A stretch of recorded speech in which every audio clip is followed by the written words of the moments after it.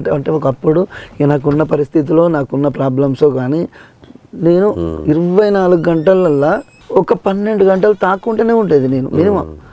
బాగా డ్రింక్కు అడిక్ట్ అయ్యి అంటే అనిత పోయిందని ఎవరంది, పెళ్ళి అయింది, పిల్లలు పుట్టినాక పిల్లలకు మాట్లాడతలేవని ఎవరంది, వాడు సినిమాకు మోసం చేసినాను ఎవరంది.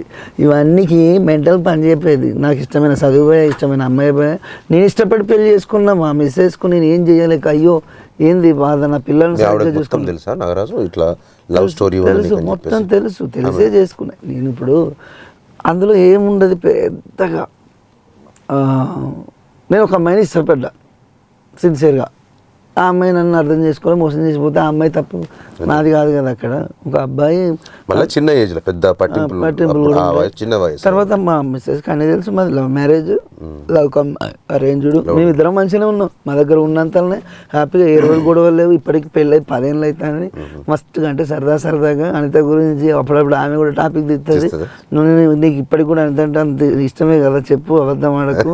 నువ్వు ఒక బ్రేకప్ సాంగ్ రాస్తాను అంటే వినోడుతుంటే నేను ఫస్ట్ వినబెడతా కదా, ఇంట్లో కూర్చొని రాసుకుంటే పాడుతుంటాం ఇంకా, హమ్ చేస్తాం కదా, అబద్ధం ఆడకు. ఇప్పుడు నువ్వు అనితని తలుచుకునే కదా ఈ పాట రాసింది అని అట్లా సరదాగా అల్లరిగా చిన్నగా చెయ్యది. ఆమెకి ఏంటంటే ఒక మంచి కుటుంబం నుంచి వచ్చిన అమ్మాయి, మంచి అమ్మాయి, కానీ ఆమెకు ఫస్ట్ ఆఫ్ ఆల్ చెప్తాను ఈ లవ్ అంటే ఏందో కూడా సరిగ్గా తెలియదు అని అమ్మాయిని చేసి. చిన్న వయసు అంటే చదువుకుంటాను అప్పుడు డిగ్రీ మాగానే అంటే తెలియదు ఇంకా మెచ్యూర్డ్. ఇప్పుడు ఒక పల్లెటూరు అమ్మాయి, పల్లెటూరు నుంచి వచ్చిన అమ్మాయి, వాళ్ళకు ఫస్ట్ ఈ లవ్వులు వాళ్ళ అమ్మ వాళ్ళు పెంచిన విధానం కావచ్చు ఫస్ట్ ఆమెకు తెలియదు. ఇప్పుడు అబ్బాయిలం మనకే మస్తు వచ్చాడు ప్రాబ్లమ్స్ ఉంటాయి, అమ్మాయిలకు ఇంకేమో చుట్టాలు వెళ్తే చదిపోతానో లేకపోతే ఇంకేమో అని వాళ్ళకి చాలా ఇబ్బందులు ఉంటాయి. అలాంటప్పుడు మనం కూడా సరే ఆమె వల్ల నాకు మంచిగా జరిగింది.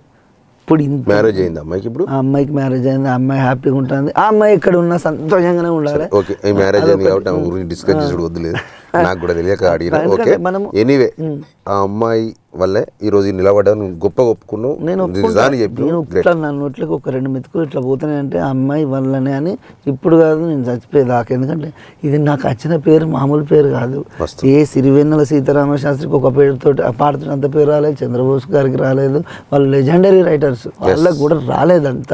అంటే ఇప్పటికి కూడా చంద్రబోస్ గారు ఒక పాట, నేను ఆ పాట ఏది పుష్ప సినిమాలో మొన్న పుష్ప పుష్ప పుష్ప పుష్ప పుష్ప పుష్ప పుష్ప పుష్ప పుష్ప పుష్ప పుష్ప పుష్ప పుష్ప పుష్ప అంటే ఆ పాటను మా ఊరు, నాకు ఇంకా లిరిక్ కరెక్ట్ గుర్తులేదు కానీ మా ఊరు అయిన ముత్యాల రఘుపతి అని చెప్పేసి దాని మీద పేరడి రాసిండు. అంటే దానికి డబ్బింగ్ ఒక పేరడి సాంగ్ లాగా రాసిండు. అంటే ఆయన గొప్పతనాన్ని వర్ణించుకుంటూ ఒక పాట చంద్రబోస్ గురించి, ఏంది మనకు ఆస్కార్ తీసుకొచ్చినావు, మంచి మన తెలంగాణలో పుట్టి మనకు పేరు తీసుకొచ్చినావు అని చెప్పేసి రాస్తే అది పాడి ఇన్స్టాగ్రామ్లో మన చంద్రబోస్ ఐడికి, నాకు ఐడియా లేదు అసలు ఫస్ట్ ఆఫ్ ఆల్, ఇప్పుడు నాకు అంటే లేదు, అంటే లిరిక్ ఐడియా లేదు.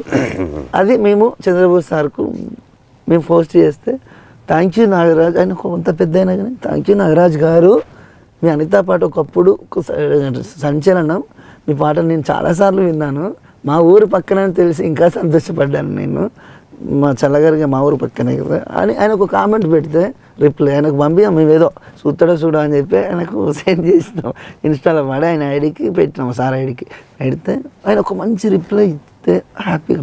పెద్దోళ్ళు అయినా చూడు, వట్టిగానే పెద్దోళ్ళు గారు వట్టిగానే అంత మళ్ళీ రచయితలు అంటే వాళ్ళకు అన్న పేరుకు మన దాంట్లో ఒక్కడికి ఒక హిట్ వస్తేనే పడుతుంది, అసలు తిరిగి చూడాడు, రిప్లై ఇయ్యాడు మెసేజ్కు.